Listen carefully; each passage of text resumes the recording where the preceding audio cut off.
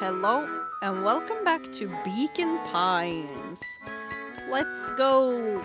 I still think he's going to. Oh, he's right there. Hey! Hey, did you find the comic book? Yup. And you got the corn dog?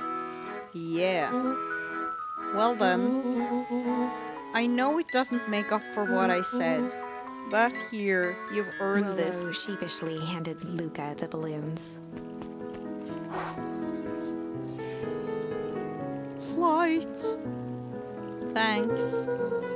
You didn't have to go to all this trouble.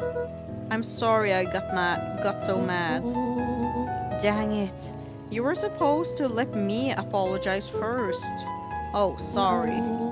Now you apologized twice before me. Just let me do this. Luca, I'm really sorry.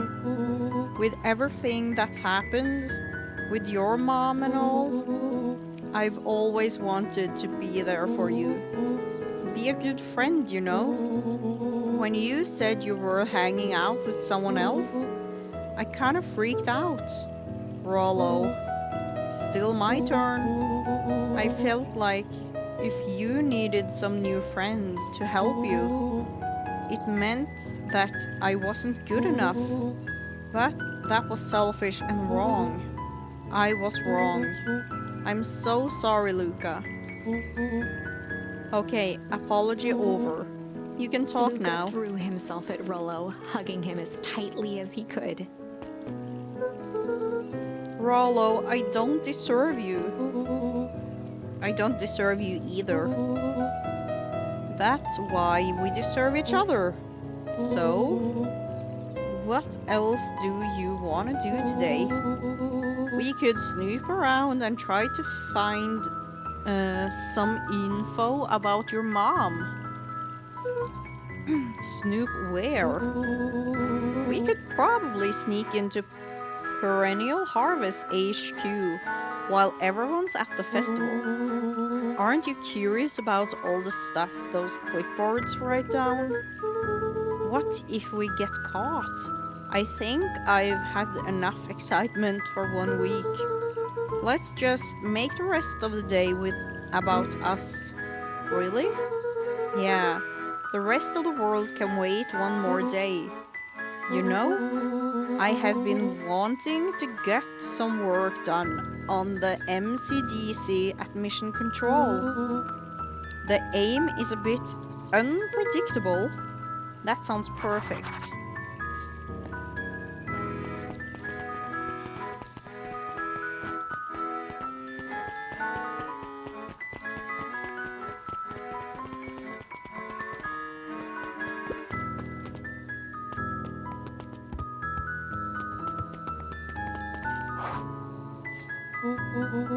Oh, I almost forgot. I ran into your gran this morning. She asked me to give you Rollo this. handed Luca an unopened letter. I'll wait for you inside if you want to read it now. A letter? Luca, some things are going to happen that might be difficult for you to understand.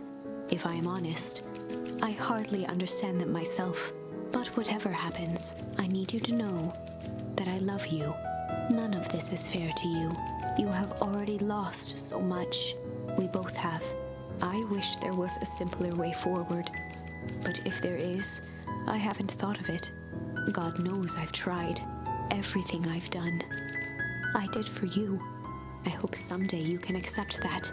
Love, Gran. I love you too, Luca Gran. folded the paper into his pocket and headed up the ladder. What's up with the letter? Anything you want to talk about? Maybe later. Sure, whenever you want. You know, you really didn't have to go to all that trouble just to apologize. I know, but we'd been looking forward to the festival for weeks. After I ruined everything with my big mouth, this was the best way to make sure you still had a good time without me. Luca was Rollo. at a loss for words, but that was fine. Words aren't always necessary. The festival seemed nice. Was it nice? We can still go. Nah, this is fine. Well, there's always next year. Sadly, this was untrue.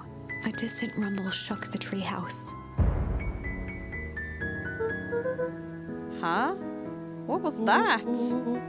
Oh man, did we miss the fireworks? It was not fireworks.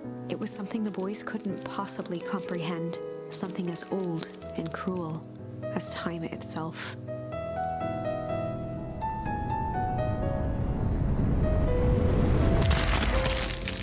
No.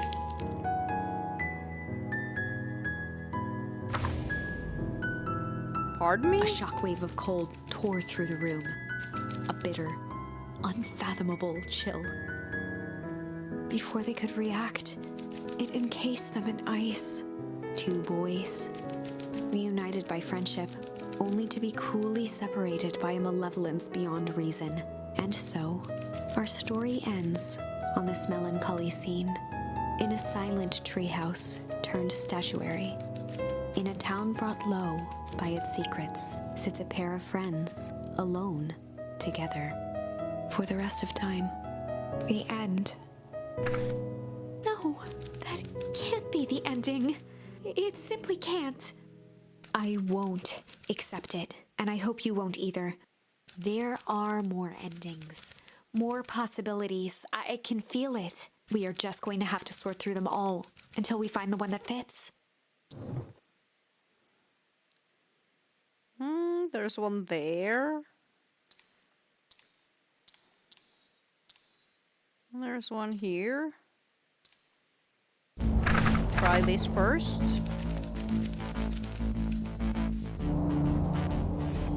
Luca drew himself up and decided to take the only option they had left. Flight. He squinted down the barrel of the mission control defense cannon, aiming it through an opening in the dense tree branches. He looked up with surprise as it struck true and taut.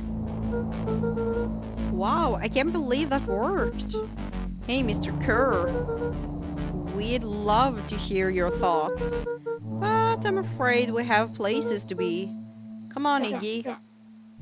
See ya, jerks.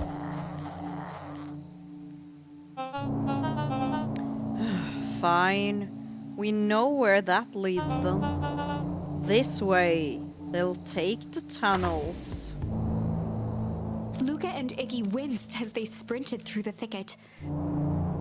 The branches clawed at them, reluctant to give passage. After what felt like a marathon, Luca stopped in his tracks as they reached the clearing. What the? That was all he was able to say before Iggy slammed into his back. The boys tumbled down a steep decline and crashed with a wheezing thud on a surface as hard as ice.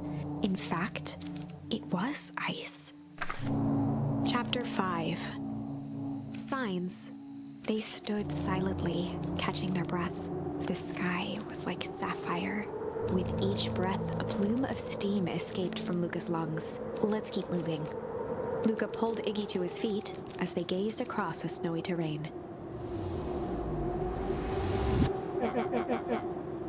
That was actually pretty badass. I think we lost them.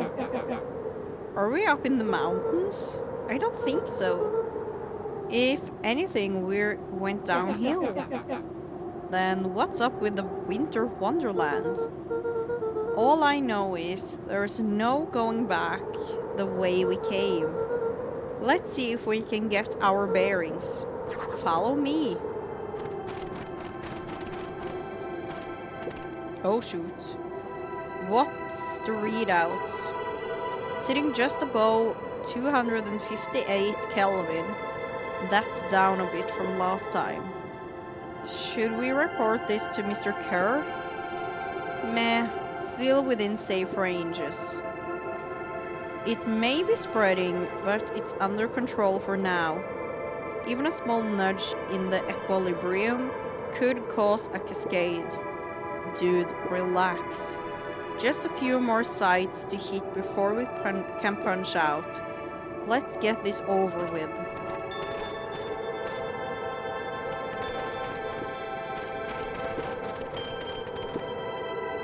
What's all this? Hard to say with all this snow. I think it's a town sign. I can almost make out letters under there. What town could this even be? There couldn't be another town this deep into Weep Wood. I'm looking at evidence to the contrary. Let's figure out what we're dealing with here. Step 1. Snow's gotta go. I'll see what I can do.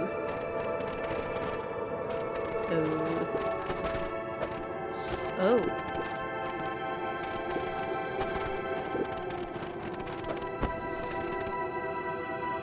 Welcome to Beacon Pines. In disbelief at the sign that now clearly read, "Welcome to Beacon Pines." This doesn't make any sense. We're in Beacon Pines? How's that possible? We ran away from town. How did we get back here? I guess we got turned around? Where did all this snow come from? Well, it's been colder than normal lately. There's a pretty big difference between sweater weather and this Arctic hellscape. The puddle we fought at before, it was cold too. Maybe all of it leads to one source. You think it's related? What the hell is going on? We're gonna get some answers. Let's keep moving. The fencing glistened, each chain link encapsulated with a translucent layer of ice. Looks like the stuff they put up around Weep Wood. The stuff who put up? I don't know. Luca, are you there? Luca had almost forgotten the walkie-talkie he was carrying. It's that bozo Kerr. I hope nothing bad has happened to you out in those Luca woods. looked at Iggy with hesitation. No need to be With a rude. resigned sigh, Luca responded.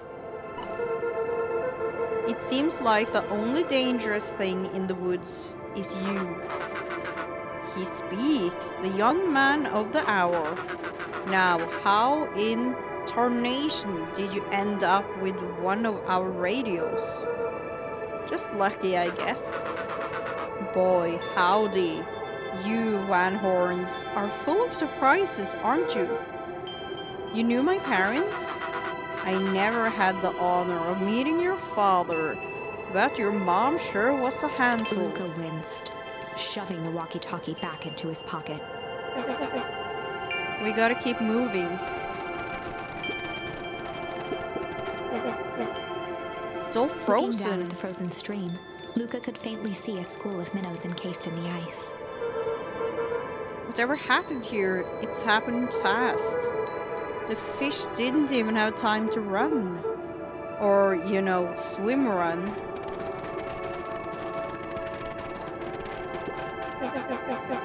This stuff looks familiar too. It looks like the barrel near the puddle I, showed me into. Yeah.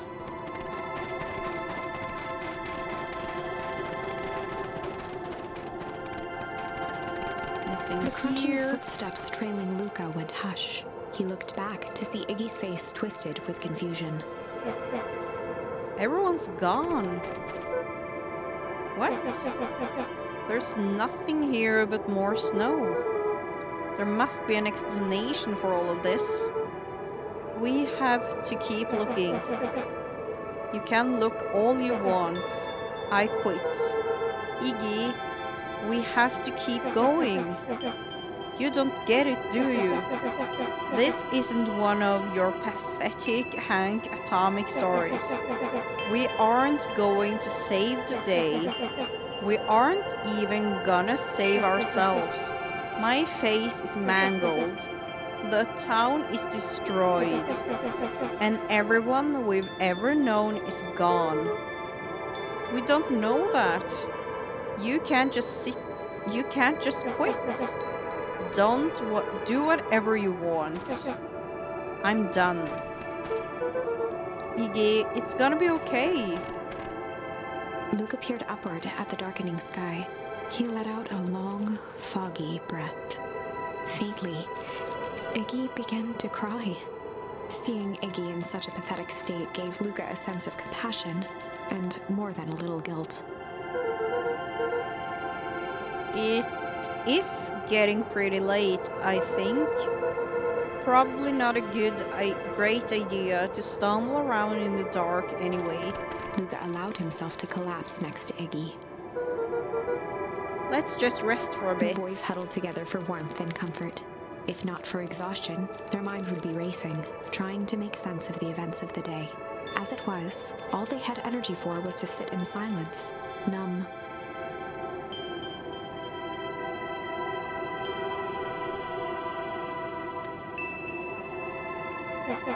Night. The way the snow covered everything's over.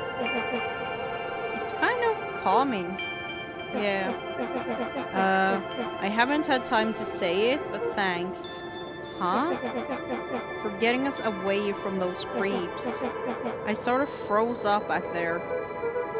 Iggy, I should be the one apologizing. This all happened because I lost my temper. Nah, that's bull honky.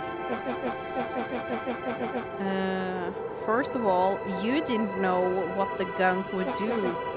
You didn't, right? Of course not. And second, stop with this baloney about losing your temper. But I did lose my temper. Motioned sarcastically to his half-deformed face. Obviously. But that's exactly what you should have done. Huh? I was being a horse's ass. You were supposed to be a horse's ass in response. That's how it works. Iggy, I'm having a hard time following. You wanted me to fight you? Of course. Jeez, you goody types take forever to understand this very basic point. Why would you go around saying cruel things trying to get into fights? It's something to do. You're an asshole because you're bored. Sometimes I just feel empty. You wouldn't understand.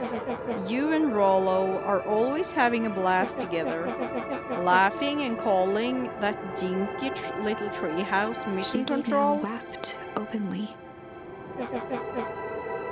Perfect little Luca Van Horn. With his perfect little life. My life is not perfect. Everybody in town likes you. Not everybody. Hell, that new girl hasn't even unpacked yet, and even she already likes you. You have Tish. He wiped his nose with a sleeve. I love Tish. Tish is great, but she ain't exactly the world's greatest conversationalist. Luca you know? gave a warm chuckle. I get that impression. Iggy cleared his throat as he wiped his eyes. Huh. It must be raining out here. Definitely. Iggy arched into a wide yawn. We should probably try to get some sleep. Yeah. Let's lay low for now. Tomorrow, we'll get to the bottom of all Luca's of this. eyelids began to slowly drift shut. Luca? Yeah. I always did want to see the inside of your dinky little tree house. What do you think? Not bad. I'll give you the full tour when we get back. You know what? Hmm? That's all Luca could whisper before succumbing to sleep. Iggy snuggled in some more. When it comes to worst days of my entire life, this one wasn't half bad. The house smelled of warm bread. Luca was playing with toy blocks on the living room rug. He looked up to see his parents on the couch. His mother held his father's head in her lap. She idly stroked his hair while humming a song. A voice behind Luca spoke. "This is how you remember them, huh?" Luca turned to see his own face. The doppelganger from his dreams, still clad in a yellow hazmat suit, still carrying a look of disdain behind empty eyes. Aww, look at this perfectly cozy scene. You know it wasn't really like this. The figure picked up a toy block and inspected it. It's amazing the facades that one can build given the right materials. Not that I blame us. These are a child's memories, all warm and fuzzy. You don't remember, do you? Lucas snatched the block from the figure's yellow-gloved hand. Remember what? The doppelganger pointed to the couch. The last day we saw him alive. The day he chose to abandon us. Luca turned to look at his father, still lounging on the couch. That's not true. He didn't abandon us. The doppelganger waved his hand dismissively. Everything is true here. It's just a matter of what we choose to see. Well, let me show you. The world flickered and pulsed. Luca was sitting next to his bed, listening to his heartbeat with one of his dad's stethoscopes. The doppelganger limped into the room. No, we both know that's not how this went. He grabbed Luca's hand and guided the stethoscope to the floor. Luca heard muffled shouting, brought close by the stethoscope. It was his parents, fighting. Do you remember what we did next? Luca gave a slow nod and crept down the hall to peek through the banister. He could see the outline of his mother at the bottom of the stairs. Damn it, Walt. We can't afford to get involved in this. She was scared. His father stepped forward. What am I supposed to do? Just watch? There's a sickness in this town, and we both know who's behind it. I swore an oath to help people. I won't turn my back on them. Luca's mother grabbed Walt. She was crying, pleading. I can't lose you. Walt calmly removed Eleanor's hand from his shoulder. What's right is right, and what's wrong is wrong. I could never live with myself if I let Sharper get away with this. Eleanor raised her voice. Spare me your bullshit platitudes. What about our son? Luca flinched, dropping the stethoscope down the stairs. Walt turned with a panicked smile. Luca, is that you, buddy? With tears in his eyes, Luca descended the stairs. Mom? Dad? What's going on? Walt dropped to a knee to meet Luca eye to eye. Nothing, buckaroo. Your mom and I just got a little overexcited is all. Luca placed the stethoscope against his father's chest. His heart was racing. It sounded like you were going somewhere. Walt gently removed the device from Luca's ears. Listen to me, Luca. I have some business to take care of. I'll be back in time to tuck you in. Luca hugged his father tightly. Promise? Walt stood up and walked to the door. He glanced over his shoulder. I promise. With a wink and a grin, he put on his hat and strode out into the evening sun. Who is this? A figure approached soundlessly from the foggy snowfall. It stood above them, lingering in contemplation. Slowly raising one hand above Iggy, it snapped out 2 brisk raps on his head. From a deep slumber, Iggy sprang up defensively. Get your hands off me! Whether it was the calming presence or the recognition that he was not in danger, Iggy felt his clenched fists lower. Just what do you think you're Luca doing? looked up, gradually remembering his whereabouts. The figure exhaled a cloud of warm vapor. You two certainly have caused a lot of commotion. What's that supposed to mean? Take it easy, Iggy. We were just asleep minding our own business. You're the one running around knocking on people's heads. I'm sorry if I hurt you, Iggy. You didn't hurt nobody. Anybody. Huh? Oh, I see. You think you're better than me? When it came to complete strangers, Iggy had trouble cobbling together an insult. You big-hatted, scarfy-necked furball. Okay, let's lower the temperature a bit here. Interesting choice of words. I mean, let's all just calm down. Who are you? A friend, an observer, a hitchhiker on the infinite expanse of possibility. Great, how about a name? If you must call me something, you can call me Nat. Iggy huffed with gratification. How about you make like a gnat and a buzz off? Nat Very began well. to turn away indifferently. Wait, do you live here? You might say that. So you know where we are. You might also say that. Look, pal, we just want to find a safe way out of here. You gonna help us or not? Before knowing how to leave, one must know where they are. All right, that does it. Luca, I don't know about you, but I'm getting out of here, one way or Iggy another. turned sharply and began to stomp off. Enough with the riddles. Iggy, wait up. Realizing he'd worn their patience then, Nat relented. Very well, I suppose this isn't the time for metaphors. I'll show you how to get back Luca home. and Iggy turned around with hope in their eyes. Come here. Nat took a deep breath in. Close your eyes. Nat exhaled slowly, then snapped his fingers.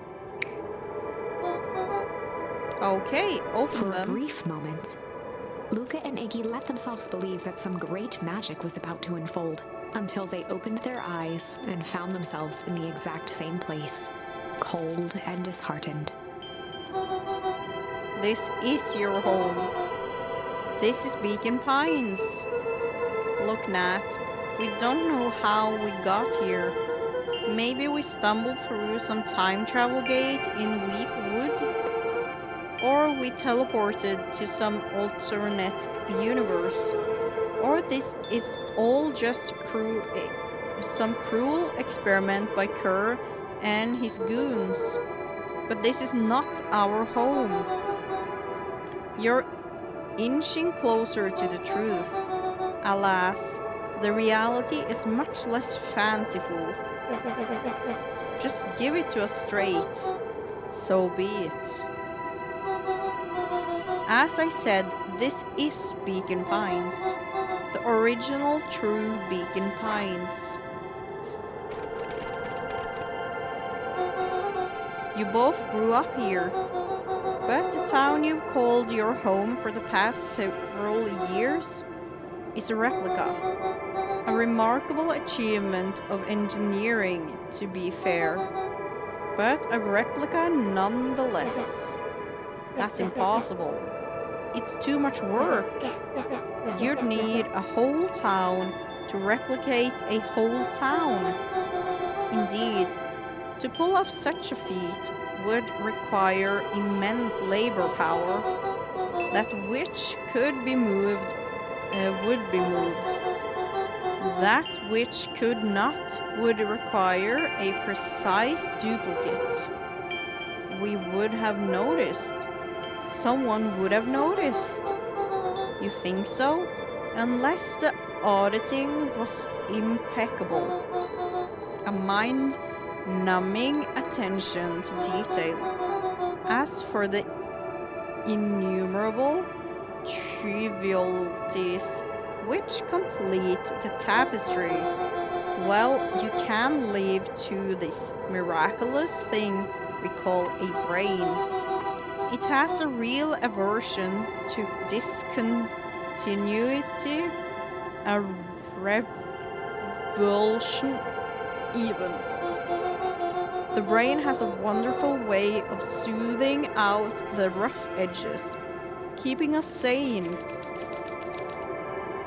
Luca and Iggy looked around uncomfortably. So you're saying someone made an entire... Sorry. Of course I got the hiccups. Made an entire new town and moved us all and no one noticed? Precisely. But why? Why? Is the one question that can never be answered with certainty. The best one can do is to uncover. Nat narrowed his eyes, furrowed his brow, and uttered, The source. Why did you say the source like that? Why Luca began indeed? to laugh uncomfortably. It's all ridiculous. There's no way they He could... looked down at his feet. His eyes started back and forth in contemplation.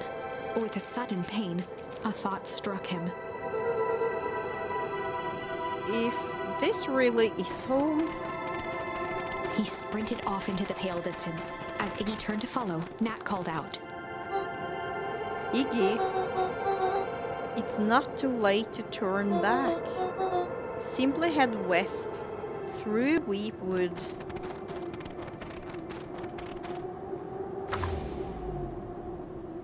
Chapter 6. The Source. Nat expressed his sympathy with a shrug and sauntered off as unassumingly as he'd arrived. He'd given Luca and Iggy what they needed, and nothing more. As Luca sprinted across the snow, the events of the past few days became clearer, pieces to a larger puzzle. Rollo said he was underground somewhere, captured. Mr. Kerr tried to cover it up with lies. The clipboards were hell-bent on capturing Iggy. It all seemed to point to perennial harvest. But right now, there was one thing that Luca needed to know. Luca stopped dead in his tracks. The tree was gone, uprooted and moved, leaving a raw gash in the earth. He dropped to his knees and dug wildly at the cold snow. His numb hands hit something hard, a headstone. A dry whisper escaped Luca's lips. You're here. At this time, I thought I was visiting you. But you've been here alone in the snow. Dad, I'm so sorry. They ruined your favorite spot in the world. Your favorite spot in the... Our favorite spot in the world.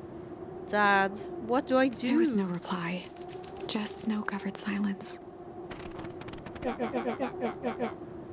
Why did you give me the slip like that? What if I couldn't find you, you jerk? Iggy finally noticed the tears welling in Luca's eyes and the snow-covered grave. Oh. Iggy, they stole his tree, Iggy. Suddenly, Yikes. they heard the crunch of approaching footsteps in the snow.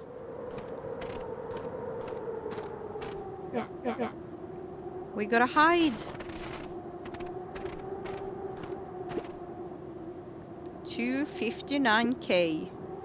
Fall off distance still good. Dude, did you hear me? I said 259. Sorry. You ever think about what we did here? We saved a whole town of people. Doesn't feel like it sometimes. What about everything they left behind? That's the grave of someone with a family.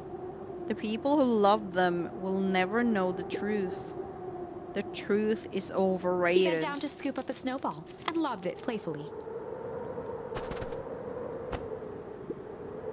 Hey! Don't be such a downer, dude. We took this job to change the world. Yeah. Come on. It's almost lunchtime.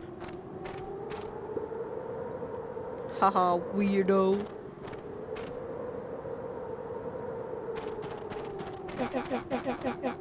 Here I thought I was a jerk. These dinguses are out here literally dancing on Luca graves. stuttered through heaving sobs. I thought I was visiting him. I thought he was with me. Not gonna lie, that's a bad break. Iggy Here's gave some Luca a solid advice. smack on the back of his head. Hey! Who's any of this helping? What? Sitting here in the snow crying like some pushover. Who ya helping? Iggy, look what they did. They lied to everyone. Blah, blah, blah. Luca Van Horn, you're a lot of things, but you ain't no pushover. What did I tell you before? When some jerk comes at ya acting like a horse's ass, I should stand up for myself? Hell yeah. Kerr and his merry little band of clipboards pulled off this switcheroo for a reason, right? Nat mentioned something about a source. Luca wiped his eyes with a sleeve. Whatever's at the source must be awfully valuable to a perennial harvest. Sure, would be a shame if something unfortunate were to happen to their precious source, wouldn't it? What do you have in mind? If it's small enough to steal, we snatch it. If it's too big to snatch, we smash it. And what if it's too big to smash? Iggy flashed a mischievous smile and cracked his knuckles. I'm always up for a challenge. I'm gonna make this right, Dad, I promise. Let's do this. So, that's the end of this episode. I hope you guys enjoyed. No, it's not. Hello. I can get awful cold. It can get awful cold in here in those woods, Luca. Probably best you to stay put and conserve your energy. Help's on the way. Where's Rollo? Where's my mom? Did you kill her? Oh heavens, no. Do I seem like a killer to you? Iggy and Luca shared a skeptical look. Well, do I? Ah, shucks. Now that hurts my feelings. Screw that guy. I hope you guys enjoyed. Thank you so much for watching. Have a nice day, and goodbye!